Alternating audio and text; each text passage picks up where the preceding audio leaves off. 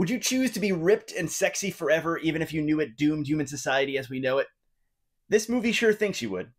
Hi, I'm Adam Caesar. I write books and I talk about horror movies on the internet. Give me a follow if you want to see more like this. This is Eddie Alcazar's Divinity. It was released by Vinegar Syndrome, but is not one of the straight Vinegar Syndrome releases. It is a Vinegar Syndrome Presents or Productions release, VSP. They do this from time to time. They've kind of gotten into film development and film distribution for newer films. For me, these have been somewhat hit or miss, but I really, really, really love this movie. This has an all-star cast and an all-star producing crew because Steven Soderbergh is the executive producer on this. Met Eddie Alcazar and liked him and liked his work and liked his documentary films and his short films. In the special features, they talk about how Soderbergh was basically like, I'll produce anything kind of sight unseen if you want to do a feature.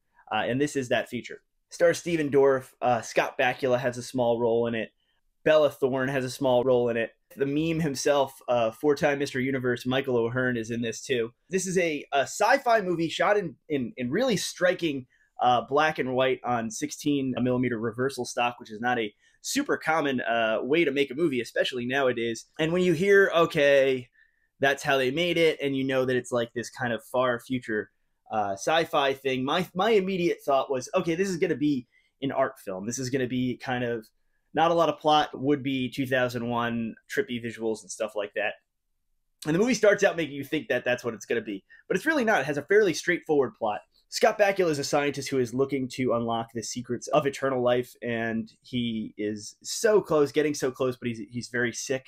And then we flash forward to his son, Stephen Dorff, who has somewhat perfected eternal life, somewhat perfected his father's formula, but turned it into this halfway energy drink, halfway party drug. He calls it Divinity. It's implied that everyone on Earth is kind of addicted to this stuff. It's given them all these super long lives, and everyone looks young and fit and great, but they're all sterile. So the human race is a little bit doomed.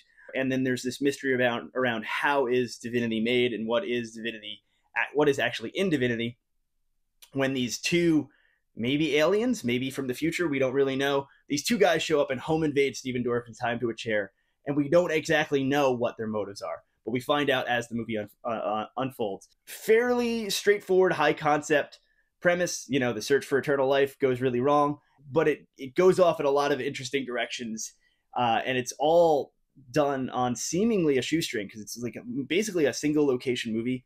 They have this one incredible house out in Joshua Tree, even some stop motion animation thrown in there because there's elements of science gone wrong, mad scientist. There's a monster movie element to this. There's like a cosmic horror element to it. There's a lot in here, and it's a quick 90-minute movie. You never feel bored. You never feel like it's dragging. You never feel like it's punching above its weight class, even though it does feel like a movie that was made cheaply, but feels like a big movie.